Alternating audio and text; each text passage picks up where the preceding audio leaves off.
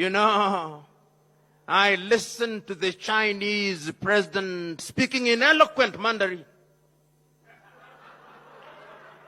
saying how the relationship between Africa and China is a mutually beneficial relationship. He spoke about Africa as if it was one country. He did not remind himself, in my mind, that there are 55 countries in Africa, or 54 if you ask Morocco.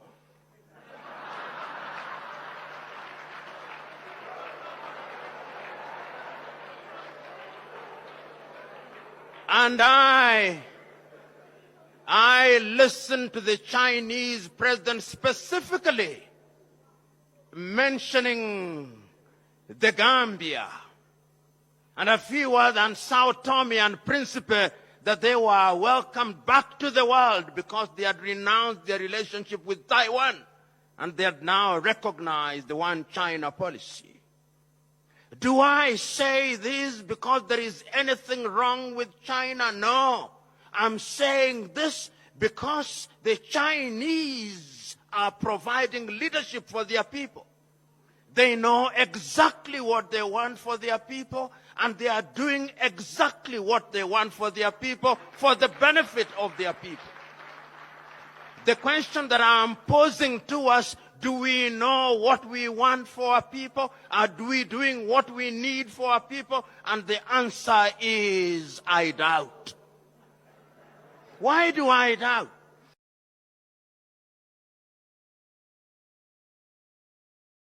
For more of modern history, the African continent has been a perfect hunting ground for all kinds of exploiters, criminals, and racketeers. Some of the culprits have been indigenous, others foreigners, but more with an eye for opportunity and insatiable appetite for plunder. The Arab and transatlantic slave trade, European colonialism, post-independent kleptocratic governments are all but a few illustrative examples, but according to some, the People's Republic of China is the new villain. Over the last couple of decades, China has steadily increased economic ties with Africa and is now one of the continent's single most important economic partners. From roads to railways, energy infrastructure, and manufacturing plants, Chinese money and resources are flowing into the African continent like never before. Chinese firms of all sizes are bringing serious investment to every corner of Africa. According to the China Investment Global Tracker, Chinese investment and contracts in sub-Saharan Africa over the period spanning 2005 to 2018 amounted to a total of $290 billion. The Chinese President Xi Jinping has also pledged to invest a further $60 billion into African projects over the next few years. However, many are suspicious of Beijing's true intentions. The premier accusation levied against China is the seemingly benevolent attitude to Africa. It is actually just a facade to mark a sinister long-term plan to bring the continent into subjugation and strip it of its resources. As expected, the Chinese government has strongly denied these accusations, reiterating numerous times that its activities in Africa are motivated solely by desire for mutual benefit and cooperation. But if it sounds too good to be true, it is probably right in this particular case. Maybe not. You see, Chinese engagement in Africa extends far beyond the action of the Chinese government.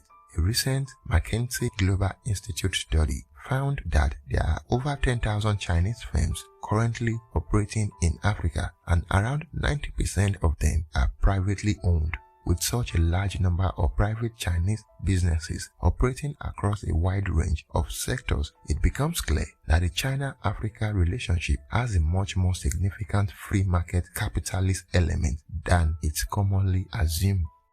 According to the same study, Chinese firms are responsible for about 12% of Africa's total industrial output, amounting to a total of $500 billion a year. Nearly a third of these companies operate in the manufacturing sector. They are called to deliver professional services such as healthcare and IT consulting, and 1 to 5 of them operate in construction and real estate. However, when it comes to infrastructure, Chinese market share is even more pronounced, with nearly half of all internationally advertised construction contracts go into Chinese companies.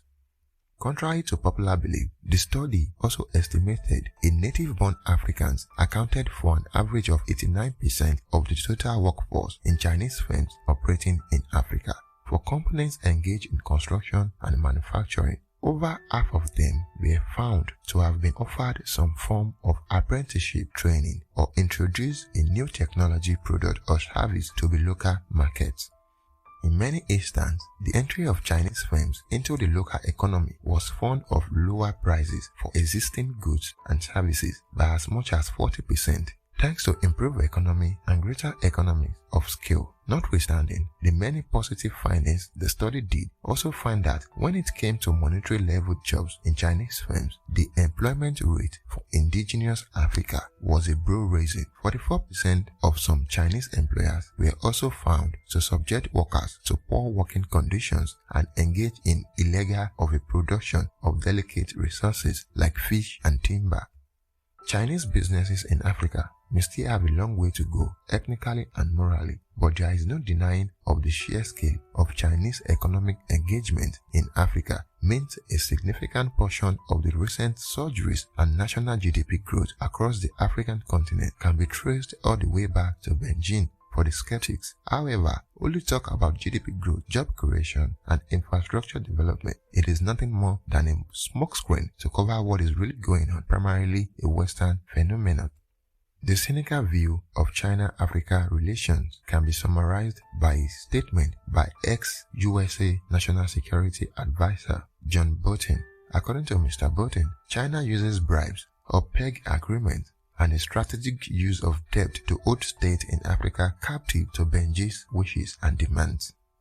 He also went on to describe these actions as a subcomponent of a long-time Chinese war domination plan comprising of Chinese military expansion as well as the One Belt, One Road project through which Beijing will oversee the development of strategic trade routes leading to and from China. But how do Africans themselves see the China-Africa partnership? Well, much to the disappointment of the Western establishment, it would appear that the majority of African leaders and academics consider China to be a trustworthy ally with a genuine interest. In the Countenance Prosperity, a statement by South African President Cyril Ramaphosa summarized the position perfectly. We refute the view that a new colonialism is taking hold in Africa, as our distractors would have us believe the general perception seems to be another Chinese and kindred spirit with a first-hand understanding of the continent's struggle, as with most African countries. China has also had to overcome foreign imperialism and been confronted with the colossal task of lifting millions of its own citizens out of poverty, rightly or wrongly. China is perceived by the African elite as a nation that respects the culture and sovereignty of the African nations. It engages with this is in sharp contrast to the Western approach, which had generally been viewed as personalistic at best and disrespectful at worst. African leaders are ignorantly sleepwalking their way into some serious muddy waters. Perhaps the strongest argument which has been put forward by the skeptics is the idea that African countries are selling away their features by falling for a scheme which has been termed debt trap diplomacy.